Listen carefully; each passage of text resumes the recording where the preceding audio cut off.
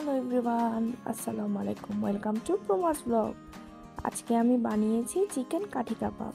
So let's get into the video.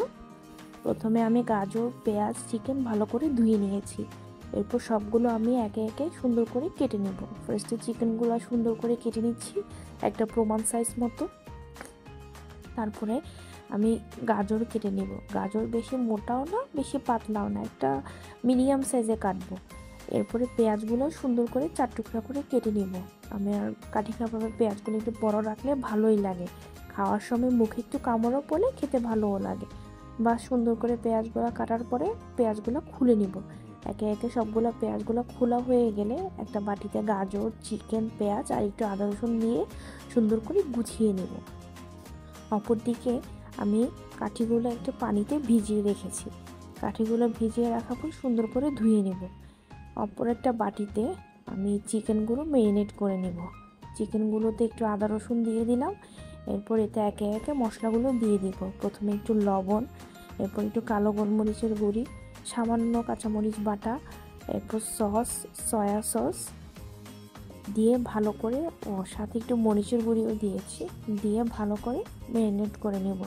চিকেনগুলো marinate হয়ে এলে আমি তাতে পেঁয়াজ আর গাজর একে একে দিয়ে দেবো। বাস চিকেনের সাথে গাজর আর পেঁয়াজগুলো ভালো করে ম্যারিনেট করে 1 ঘন্টার জন্য ফ্রিজে রেখে দেবো।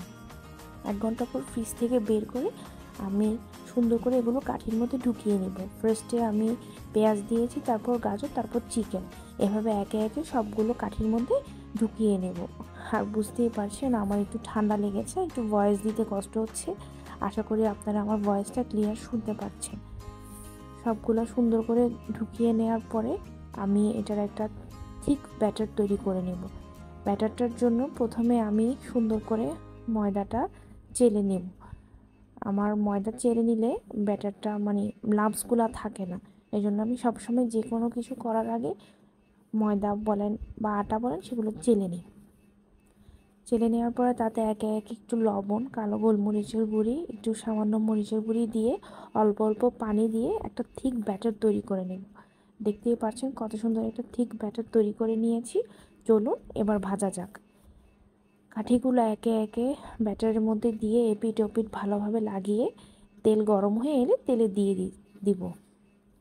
এভাবে করে আমি অল্প অল্প দিয়ে দেবো যাতে আমার ভাজতে সুবিধা হয়। দিয়ে দেওয়ার পরে এপিট ওপিট করে দুনো পিঠ ভালো করে লাল লাল করে ভেজে নেব। দেখতেই পাচ্ছেন কত সুন্দর লাল লাল করে ভেজে নিয়েছি। ভাজা হয়ে গেলে এবার এগুলো নামিয়ে নেব। ব্যাস ঝটপট তৈরি হয়ে গেল শীতের সন্ধ্যায় গরম গরম চিকেন কাঠি কাবাব। এভাবে আমি অপরগুলোও ভেজে নেব। সবগুলো ভাজা হয়ে গেলে সুন্দর করে নামিয়ে নেব।